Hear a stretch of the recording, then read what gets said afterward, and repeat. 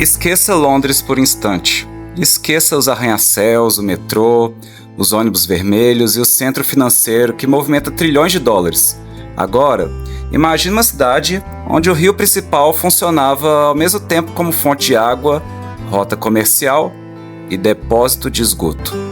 Uma cidade onde incêndios poderiam destruir bairros inteiros em poucas horas, onde epidemias matavam metade da população e onde caminhar pelas ruas significava desviar de lama, sangue e lixo humano. Essa era Londres medieval. E talvez a parte mais importante e impressionante não seja o quão brutal aquela cidade era, mas o fato de que ela se transformaria em uma das metrópoles mais poderosas do planeta.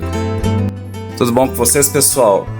Então, estamos aqui em Londres, que hoje nós consideramos uma cidade muito turística, boêmia. Se eu pegar um bonequinho e jogar em qualquer lugar aqui, provavelmente vai parecer um lugar super turístico, super agradável de se viver. Que eu tive o prazer de cair num parque, né? Mas se a gente sair do parque um pouco,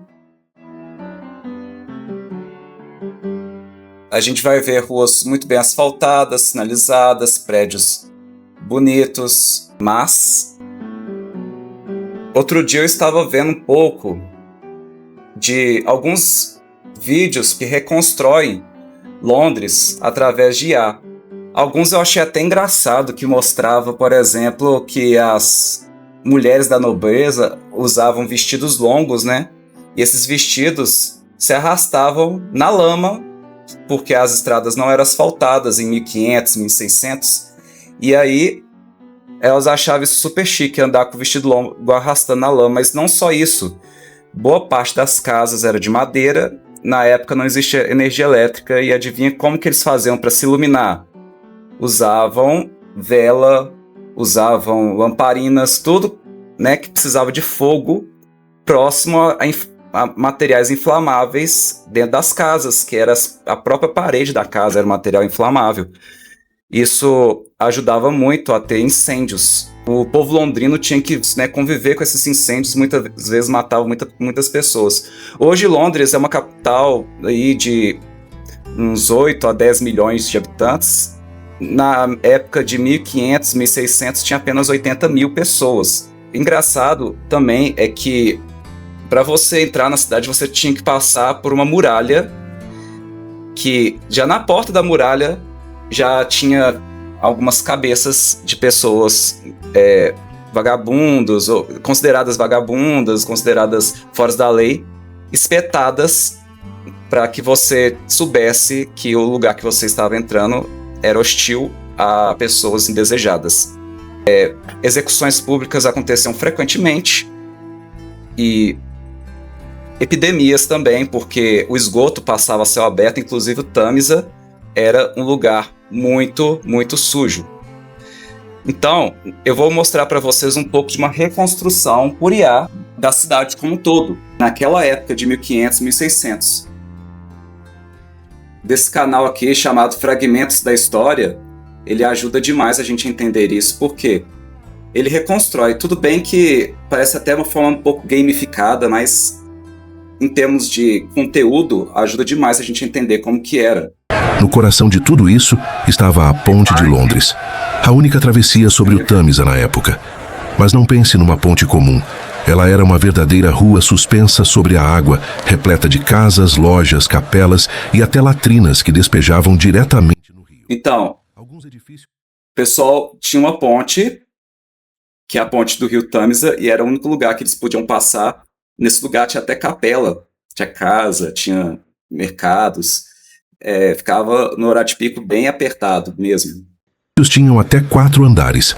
A passagem para pedestres era tão estreita que o trânsito de carroças, cavalos e pessoas a pé frequentemente travava em congestionamentos caóticos. E na entrada sul da ponte, cabeças de traidores executados eram espetadas em estacas como aviso. Era a primeira coisa que um visitante vindo do sul via ao se aproximar da cidade. O mercado era o pulso de Londres. Cada rua tinha sua especialidade, e os nomes das vias refletiam exatamente isso. Havia ruas inteiras dedicadas a açougueiros, onde o sangue dos animais abatidos corria pelas sarjetas. Gente, aqui, essa inteligência artificial tá um pouco estranha, porque tá mostrando uma pessoa negra. Nessa época, Londres não tinha muitos negros. Hoje tem, né? Mas não tinha na época. A gente tem outros canais aqui que posso mostrar com um pouco mais de veracidade. Olha só como é que era suja as ruas, né? Então as pessoas tinham que passar por aqui, né? E às vezes, uma coisa muito engraçada era que os nobres também tinham que passar nas ruas com seus vestidos. Também uma coisa interessante é que essas casas eram todas feitas de madeira, e essa madeira era inflamável. Então, muitas vezes aconteciam, sim, incêndios nesses lugares. E uma coisa que, às vezes, eu ficava me perguntando, por que será que logo Londres hoje se urbanizou tanto e se tornou talvez a maior cidade da história no século XIX, né? A cidade mais rica, com mais indústrias. Por que lá foi o berço da Revolução Industrial e não foi, por exemplo, Paris, Amsterdã, Berlim, Hamburgo? Por que logo Londres? E aí eu tenho a resposta para vocês e eu vou mostrar em um esqueminha. Bom, aqui está o mapa e nós temos a Inglaterra bem aqui, né? Temos França aqui, Paris, beleza. O que aconteceu? Londres, no ano 1500, não havia diferença com outras cidades, só que algumas coisas foram se desenvolvendo em Londres melhor do que nas outras cidades. Por exemplo, Amsterdã bem aqui, não teve, deixa eu fazer com uma cor mais chamativa. Pronto. Amsterdã não teve, Paris não teve, Berlim, Hamburgo não tiveram, nem Madrid, que na época estava cheio de ouro, não tiveram. Londres investiu muito em linhas de crédito, ou seja, comércio da burguesia mesmo, investiu na unificação do seu território, não teve nenhum tipo de guerra que desestabilizasse a Inglaterra como um todo. Então, Londres pôde desenvolver grandes e enormes companhias de comércio que praticamente monopolizaram o mercado, né, global. E assim foi se tornando cada vez mais rica até explodir uma grande revolução industrial no século XVIII, entre 1750 até 1800, mais ou menos. Aí você me pergunta, mas Paris não fez isso? Amsterdã não fez isso? Olha, eu já vou te dizendo que Paris não fez porque a França como um todo levou tanta guerra sem sentido que desestabilizou. A Inglaterra teve guerras também e Londres foi atingida também, mas as guerras, revoluções, a Revolução Gloriosa, por exemplo, as guerras civis lá na Inglaterra ajudaram mais a estabilizar do que a desestabilizar. E em Paris, que é a capital da França, foi mais para desestabilizar. Tiveram guerras e revoluções lá, a Revolução Francesa, guerras com a Alemanha, guerras civis, todo tipo de coisa que desestabilizou aquele território. Mas, enquanto Amsterdã, a gente não teve tanta guerra assim lá interna.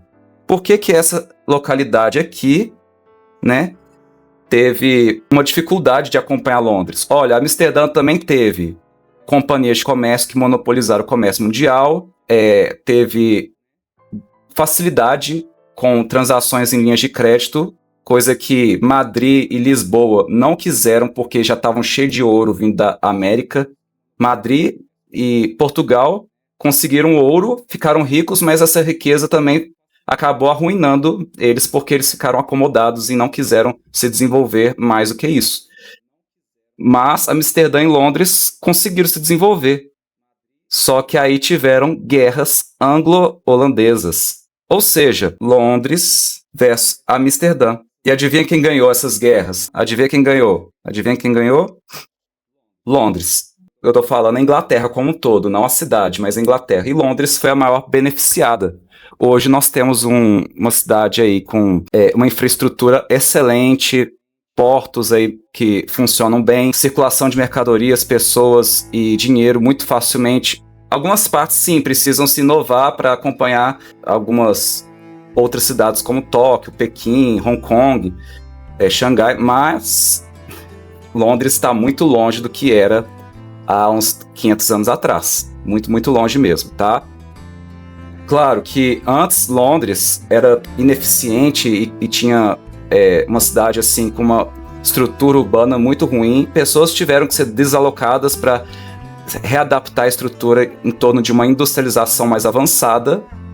Pessoas acabaram sendo prejudicadas em prol de um capitalismo um pouco mais selvagem, sim, em prol de estabelecer ruas que fossem mais em prol de bancos, em prol de grandes empresas. Mas isso no final gerou uma cidade super desenvolvida que liderou o comércio global no século XIX. Nós temos uma cidade hoje que é referência em turismo, referência em comércio, referência em sistema financeiro, referência em coroa, a coroa inglesa também, que se estabilizou muito com as revoluções e ajudou muito Londres, junto com o parlamento, né, a se tornar uma cidade tão rica, e isso tudo contribuiu para que Londres fosse realmente uma grande cidade.